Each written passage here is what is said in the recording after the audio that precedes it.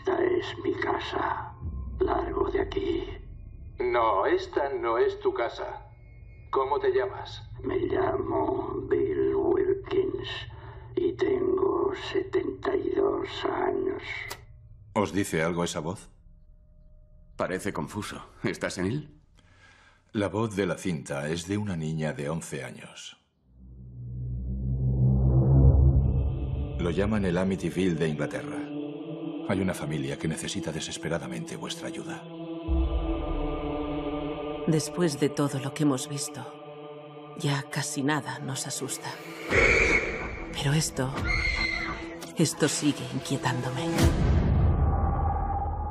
¿Es como si la voz viniera de dentro de ti? Es como si viniera de detrás de mí, como si me estuviera utilizando. Janet, ¿estás bien? Deja de llamarme Janet. Es una niña tan buena, pero ¿qué le pasa? Un espíritu opresivo intentará que cometa el mayor de los pecados. ¿Y cuál es? Asesinato, suicidio o ambos.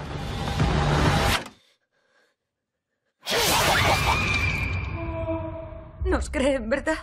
¿Sientes alguna presencia? No siento nada. Lo único que siento es el miedo que tienen. ¡Janet! ¿Hay alguien aquí? ¡Abre, abre, abre! ¡Ayúdame! ¡Lorraine! Cariño, estás sangrando. ¿Qué pasa? He presentido tu muerte.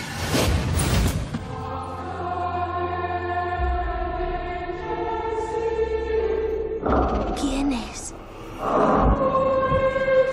La familia solo es un peón.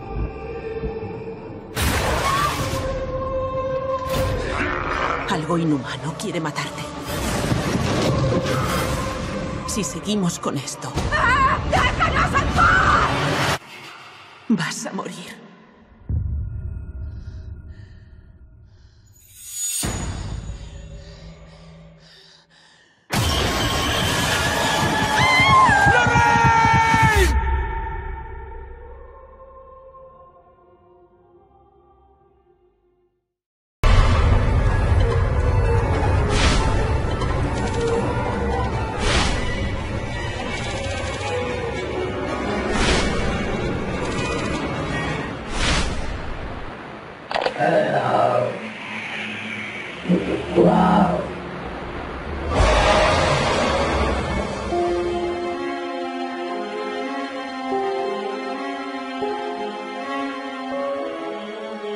Todo el mundo en Reino Unido habla del poltergeist de Enfield. Tenemos que conocer el porqué. Una resurrección mediática de un suceso ya antiguo. ¿Qué ha pasado? Javier Pérez Campos, compañero, buenas noches. Buenas noches. Pues efectivamente lo que ha ocurrido es que el cine y la televisión han vuelto a traer a la palestra una historia que prácticamente estaba olvidada, que en Reino Unido fue muy sonada en aquella época, pero que no trascendió mucho más y que al final quedó un poco olvidada. Por un lado, James Wan, el director de Expediente Warren, ha asegurado que la segunda parte de esa exitosa película pues contará la historia de Enfield. Y por otro lado hay una serie británica que está gozando de mucho éxito, que acaba de estrenarse prácticamente ahora y que cuenta las investigaciones pues que se han realizado en esa casa, que se realizaron hace ahora casi 40 años y donde se vivieron todo tipo de fenómenos, hasta tal punto que se habló de que este era el caso poltergeist mejor investigado de la historia. De la historia, es más, los Warren, famosos por el cine, la muñeca Annabelle y toda la historia que ha dado la vuelta al mundo, llegaron a decir, Javi, que el caso Enfield hace parecer a Amityville un juego de niños. Famoso caso de la casa Amityville con muchas muertes, pero aquí no hubo muertes. ¿Aquí qué pasó? ¿Por qué de esa intensidad dramática? ¿Cómo empieza la historia, Carmen? Pues tenemos que remontarnos al mes de agosto, finales del mes de agosto de 1977, cuando en un chalet adosado a las afueras de Londres, en un barrio pues bastante obrero, en un barrio humilde, una familia, una madre y sus 4 hijos empiezan a vivir una serie de fenómenos extraños, de fenómenos paranormales. Todos parecen concentrarse en la habitación en un principio de 2 niñas, de Margaret, que en aquel momento tenía 13 años, y de Janet, que es una niña de 11 años, en la que los fenómenos se centrarán todavía más si cabe. La primera de las noches que empiezan a notar algo extraño son más o menos las 9:30. Los niños se han ido a acostar todos. La madre de repente empieza a oír en la habitación de esas dos pequeñas que hay bastante ruido, que están agitadas, que están chillando. Cuando suben, las niñas aseguran que la cama ha empezado a convulsionarse de una forma terrible, a moverse de arriba para abajo y que casi incluso esa cama las lanza al suelo. A raíz de ahí, una serie de fenómenos intensísimos. La segunda noche, de nuevo, la madre comienza a oír los gritos de sus hijas desesperadas porque una de las sillas que había en la habitación se había movido, estaba como bailando. Con documentos gráficos, que quizá lo interesante de esta historia, que decían los especialistas en su día, era la mejor documentada. Es más, esta es la silla, ¿no?, en concreto.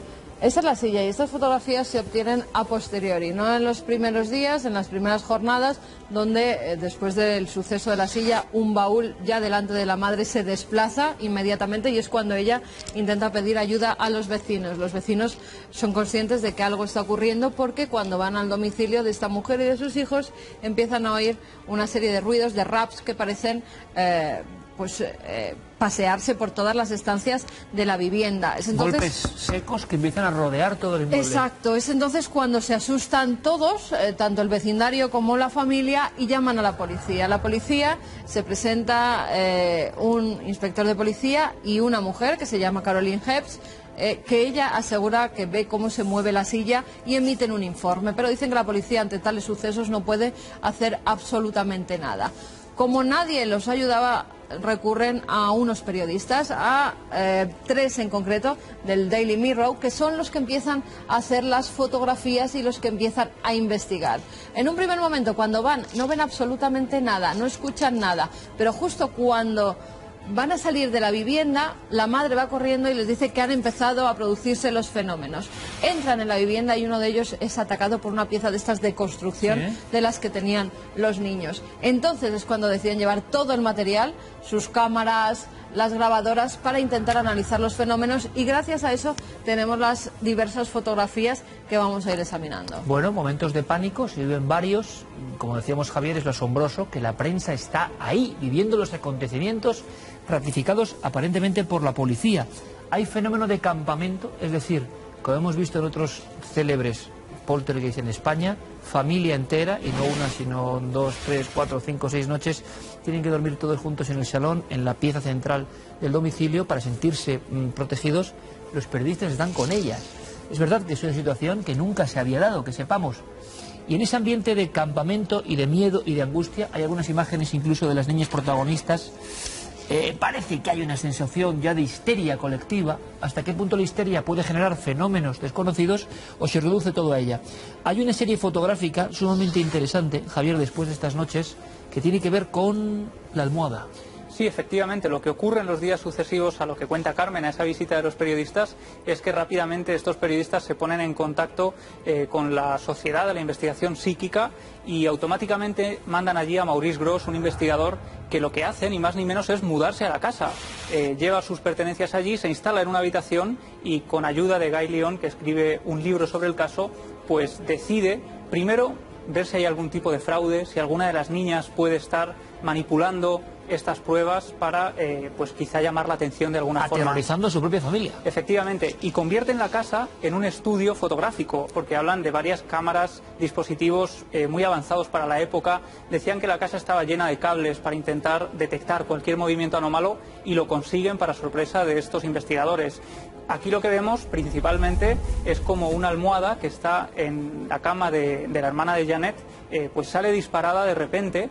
Esta foto es tomada en una, digamos, secuencia fotográfica en la que se lanzan 5 fotografías en un segundo, y lo que aparece es que no hay nadie lanzando esa almohada. Directamente ella parece que ha saltado o ha sido empujada por unas manos invisibles y acaba cayendo al suelo. Vamos y a ver estas las escenas imágenes, se repetirían, ¿no?, a menudo. Claro, para que cada uno opine si esto soporta la cuestión crítica, si siempre puede haber un truco, si hubo fraude. Vamos a ver cómo acabó esta historia y por qué ahora se revive. Y estoy recordando ahora la película de ese gran seguidor del misterio, y un buen amigo ha estado aquí, de Cuarto Milenio, de Rodrigo Cortés, Luces Rojas, donde vemos un equipo que se instala con todas las grabadoras durante días en una casa donde pasan supuestamente cosas raras. Pues aquí tenemos la historia, digamos, en realidad estaba pasando en pleno Reino Unido, con seguimiento de la prensa, portadas de periódico. Imagino que una tensión y una presión psicológica brutal, pero lejos de ir menguando la fenomenología, Carmen, nos encontramos con otras escenas que yo no sé qué motivación tienen, pero que desde luego la interpretación es bastante siniestra. Una cortina que empieza a enroscarse y que parece que buscaba el cuello de una de las niñas. Sí, el cuello de Janet, es la niña que tenemos ahí en la cama, se ve iluminada esa cortina en las diversas fotografías, porque los investigadores ya se dan cuenta que cuando Janet está presente es cuando los fenómenos se potencian todavía más, y en este caso parece que incluso quieren atacarla. Esa cortina parecía que, como si hubiera aire, empezaba a enroscarse sobre sí misma hasta tal punto que parecía cobrar vida y llegar hasta el cuello de la niña intentando ahogarla. Pero es que los fenómenos empiezan a crecer, van increciendo, porque ya no solamente son los objetos, todo tipo de objetos que se mueven, que salen lanzados desde estanterías, sino que llega un momento en el que varios periodistas que están presentes aseguran que una silla con Janet encima ha empezado a levitar. Un sillón verde que empieza como a elevarse unos centímetros, a trasladarse al centro de la habitación para inmediatamente caer en medio de la estancia. Eso ante testigos, pero no solo eso, sino que también los ruidos no solo son raps, ya empiezan a incrementarse y se oyen lo que dicen que parece una persona en el pasillo haciendo el gruñido de un perro, el ladrido de un perro. Imitando. Silbidos por la noche, alguien que le silbaba desde la planta de abajo y no había absolutamente nadie. Los periodistas se convierten en investigadores de lo paranormal y se quedan en las escaleras vigilando por si es alguien. Además se turnaban por las noches para ver si había algún tipo de fraude, si eran las niñas que bajaban, que intentaban hacer ruidos, y en ningún momento vieron que se trataba de las pequeñas. Pero no solo eso, el mayor estado de histeria familiar llega cuando la niña empieza a tener una voz gutural que parece ser de un hombre y empieza a dar una serie de mensajes. Es una voz bastante siniestra que no tiene nada que ver con la voz de una niña de 11 años, y en esos mensajes asegura que es un hombre que murió allí. Los investigadores creen entrar en contacto con ese ente que posee a la niña y a través de raps llegan a la conclusión de que murió con 53 años en esa casa en una silla. Vamos a ir por partes porque desde luego si hay fraude estarán pensando nuestros perspicaces seguidores al otro lado de la pantalla. Los periodistas, por tanto, estaban en el ajo de ser un fraude, porque tú no puedes tomar esas series fotográficas si no eres parte del fraude, y si no hay fraude, ¿qué está ocurriendo? Vamos a oír esa voz, pero si les parece antes de eso, no desagradable, es una voz humana evidentemente, pero alguien está forzando la voz, como en algunos casos de supuesta posesión, deformándola, ¿no? Haciéndose muy desagradable, es esa niña que ustedes han visto.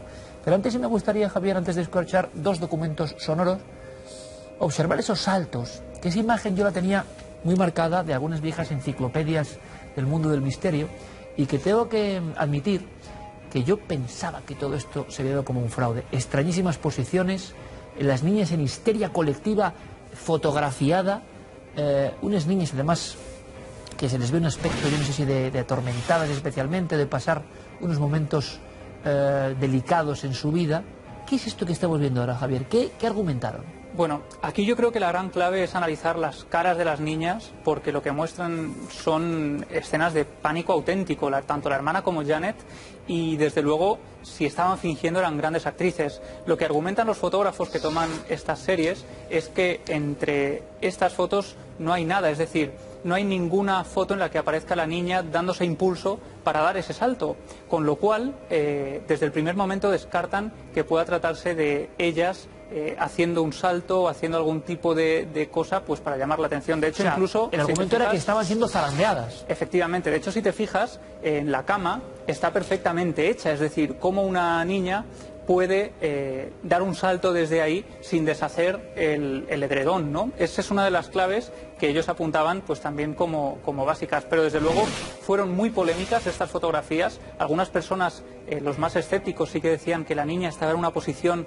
como si hubiera saltado prácticamente de la cama, pero lo cierto es que al final los más de 30 testigos que pasaron por allí, algunos de ellos policías, la policía estaba habitualmente en la casa porque Peggy, la madre de familia, llamaba aterrorizada, decía que había gente arriba cuando los niños estaban todos en el colegio, llegan incluso delante de la policía a ver cómo en las camas está la forma como si alguien estuviera tumbado, como si hubiera una figura invisible tumbada en las camas, y toda esta gente acaba convirtiéndose en testigo de estos hechos, además de estas fotografías y estas filmaciones. Con la cámara presente, repito. Yo he investigado en Madrid un caso en la calle Lago Constanza, donde unas niñas habían sometido a terror a toda la familia. Había intervenido la policía, tengo que decirlo. Se habían quedado un poco extrañados con lo que ocurría, y al final pudimos descubrir, en su tiempo, les hablo de 1997 aproximadamente, que había un intento de las niñas, con muy buena técnica, con mucha persuasión y con unos códigos que habían aprendido, habían logrado casi comprender los huecos y la materia de su propia casa para generar una especie de psicosis. Vivían un tormento por sus padres separados, y su forma de venganza era generar una casa de los ruidos hasta que las pillamos con las manos en la masa. Fue un caso del cual aprendimos mucho, porque una inocente niña, 2 hermanas, habían provocado todo eso. La historia de los fenómenos extraños está repleta de este tipo de incidentes. Ahora, Enfield es así. ¿Qué sentido tenía la policía, los periodistas, algunos de renombre en la época? ¿Qué estaban viendo? ¿Qué estaba ocurriendo? Antes de ver esas voces, hay una serie de lo que se ha llamado, Carmen, posiciones extrañas, que también nos puede hablar de un psiquismo deteriorado, o para otros, de la acción de verdad, algo preternatural, de algo extraño, influyendo en las niñas. Hay algunas fotografías que de verdad hasta los expertos están con cara de auténtico susto, ¿no? Sí, a mí me gustaría ver las fotos también de antes y de después a esta imagen, porque esas sí que no se han filtrado ni se publicaron, con lo cual no podemos ver cómo estaba antes la niña, en qué posición y cómo llega hasta allí. Es una de las cosas que se plantean, porque al parecer la niña, cuando entraba en esos estados de posesión o de trance, había momentos en los que aparecía en diversos sitios de la casa de forma extraña y no sabía cómo había llegado allí. En este caso, había tenido unas convulsiones muy fuertes, hasta tal punto que el médico tuvo que ir a la vivienda y tuvo que inyectarle un calmante a la niña, Valium, en vena, porque estaba nerviosísima. Además, fue una cantidad bastante fuerte para lo que era esta pequeña y lo delgada que era. Y en ese duermevela que te dejan los tranquilizantes, de repente escuchan un ruido muy fuerte, y cuando acuden a la habitación se dan cuenta que la niña está subida, totalmente inconsciente, sin saber cómo ha llegado hasta allí, en uno de los muebles que había en la habitación y en una posición extrañísima. Era normal además verla en otras posiciones que decían que eran imposibles para el cuerpo de esta niña, que tenía que estar desencajado, que tenía que tener rotas las piernas, porque era imposible que estuviera así. Aparte de la fuerza descomunal que, como sabemos, casi todas las poseídas, como decían que estaba esta niña, tienen. Entre varias personas, con lo delgadita que era, no podían sujetarla. Si hacemos una comparativa rápida con el célebre caso, ahí contamos en su día de Annalise Michel, veremos hasta en la fisonomía, ¿no?, de ella una especie de paralelismo que yo lanzo ahora sin recordar muy bien, pero es la idea que tengo, ¿no? A ver si ustedes la pueden comprobar. Hay una especie como de familiaridad en personas muy delgadas, personas que se ve que son sufrientes, que tienen una psique atormentada sin duda alguna, y que tienen una capacidad de contorsión que es producto del delirio, de la psicosis. Eso es muy fácil decirlo y abandonar el problema poniéndole esa nomenclatura, ¿no? Pero, ¿qué ocurre? Que a lo mejor hay que ahondar, que es lo que casi nadie hace, saber qué estaba pasando, y quizá haya un aspecto completamente desconocido, pero hay cierta similitud. Bueno, lo que hay que decir es que eso se habló, que las niñas quizá podían tener algún tipo de problema mental, algún tipo de trauma que estaba pues emanando de esta forma, pero ellas siempre dijeron que eran niñas completamente normales, que no veían cine de terror, porque se habló que podían haber visto El Exorcista y que quizá traumatizadas por esa visión podían estar generando este tipo de psicosis. Pero lo cierto es que en ese momento en que Janet empieza a cambiar, también ocurre algo muy extraño y que impresiona a su madre, y es que la niña empieza a hacer una serie de dibujos muy macabros en los que aparecen personas decapitadas, aparece sangre por todas partes, y hay un dibujo que es un dibujo clave en el que aparece una mujer echando sangre por la boca, y la niña escribe abajo Wilkins, un apellido. Lo cierto es que la escena que narraba antes Carmen de la niña dando unos datos tenía mucho que ver con esa historia, porque en esa vivienda había vivido un hombre llamado Bill Wilkins, que efectivamente muere en una silla debajo de la escalera, como había dicho esa extraña voz, y por otro lado descubren que la mujer de ese hombre muere un poco más arriba de esa calle después de su marido, pero muere ahogada en su propia sangre por un cáncer de garganta. Parecía exactamente la escena que estaba dibujando esa niña, y todo esto es corroborado por los propios hijos de Wilkins, que escriben tiempo después a los medios de comunicación. Hay dos documentos. Vamos a empezar mejor por los sonidos, si te parece, Javi, por los llamados raps o golpes secos que se habían adueñado de la casa y que también de forma curiosísima están registrados. Efectivamente, y a veces en momentos en los que ni los propios investigadores eran conscientes, lo sabían después cuando estaban volviendo a escuchar el material y de pronto aparecían golpes a lo lejos, golpes lejanos que ninguno de ellos había hecho en ese momento. Son golpazos a las puertas, golpazos en las paredes que se colaban en mitad de las entrevistas. Gran parte de las entrevistas de Maurice Grosse están llenas de estos ruidos, y lo interesante es que tiempo después, hace solo unos años, en 2010, se produjo un estudio por parte de Barry Colvin, un científico. Él es químico, es doctor en filosofía y es experto en sonido, que lo que hizo fue muy interesante, y es que aparentemente los raps eran idénticos a los golpazos que podía dar cualquier investigador para comparar, ¿no?, en ese momento. Lo que hizo fue llevar a una gráfica esos sonidos y comparar, digamos, los golpazos normales que daban los investigadores para comparar con los raps y esos raps. Y lo curioso es que en las gráficas apareció una sorpresa. Los golpes naturales, entre comillas, aparecían en esa gráfica con un inicio muy amplio, como es lógico en un golpe. Sin embargo, esos raps de origen no natural aparecían como envueltos en una especie pues de ambiente muy extraño, que lo que hacía era que todos los picos fueran idénticos, con lo cual no había esa elevación lógica en una gráfica cuando uno da un golpe en una mesa y lo graba. Su teoría es que no son de origen natural. Ahora, él tampoco especifica cuál puede ser el origen de estos golpes. ¿Escuchamos? Vamos a escuchar. In that night at Winnipeg, can't remember exactly what happened.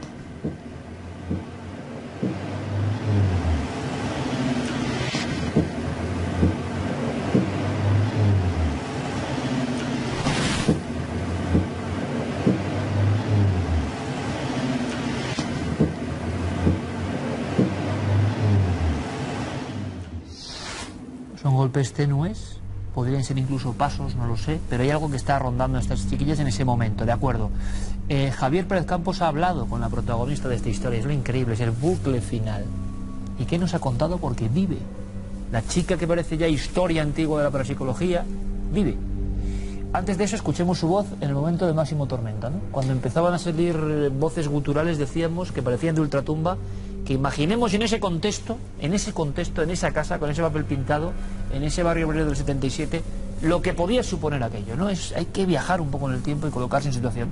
Todo esto también se analizó, también hubo médicos, hubo laringólogos intentando analizar cómo podía hacer estas voces, hubo ventrílocuos, hubo todo tipo de expertos, y lo cierto es que la conclusión final es que esta voz que vamos a escuchar estaba producida por las falsas cuerdas vocales. Claro, uno puede realizar esa voz, fingir esa voz durante unos minutos, pero claro, esta voz hablaba así durante 3 horas, cerca de 3 horas. Los especialistas decían que era absolutamente imposible, que uno tenía que quedarse sin voz después de fingir durante tanto tiempo, y que aparte tenía que observarse cierta irritación en la laringe, cosa que nunca encontraron. ¿Escuchamos?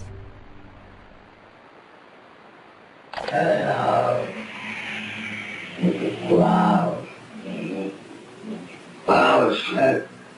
You just bouncing over the slate and you're talking.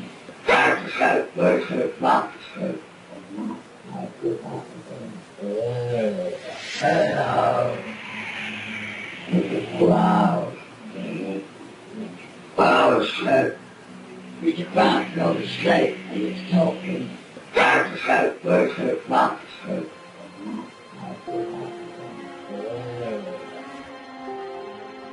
Voces forzadas, voces que fingen, pero también voces que, hay que decirlo, tienen un paralelismo con todas esas que se han grabado en alguna ocasión con el mundo del exorcismo. Totalmente. Y hay gestos, sonidos, que se asemejan ya en un momento dado a lo animal. Hay una voz que parece la voz del infierno. Sí, que sale directamente. Siempre, ¿no? Es la que sale siempre en todas las personas que presuntamente están poseídas. Y además tiene ese tono, ese timbre que es tan característico de las personas que están sufriendo, ¿no?, una posesión. Y esta niña lo tiene, vamos, para mí, que he escuchado, además de distintos países, de distintas religiones, hay algo como algo infernal que se caracteriza en todas ellas. Pues es un buen estudio, porque si hiciésemos ese repaso de audio simplemente, veríamos que uno dice, tengo el demonio, puede imitar cualquier voz, puede darle un carácter, y sin embargo, como ocurre en muchas psicofonías, hay una especie de patrón común, sea por lo que fuere, entre personas que no están en contacto y que imitan de la misma forma.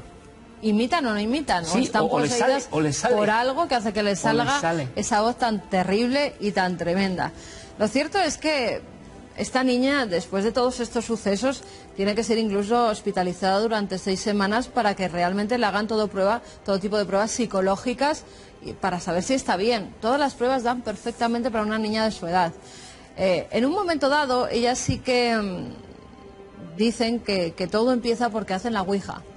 Hacen la ouija en su habitación y entonces los fenómenos empiezan a sucederse uno detrás de otro. Los Warren, que están también allí investigando el suceso, como comentabais antes, creen que es una posesión demoníaca, no solamente del demonio, sino también de otros entes, como el señor este, que además tenía nombre, Bill Wilkins, que había muerto allí. Hay varios personajes que parecen poseer el cuerpo de una niña que además está en ese cambio.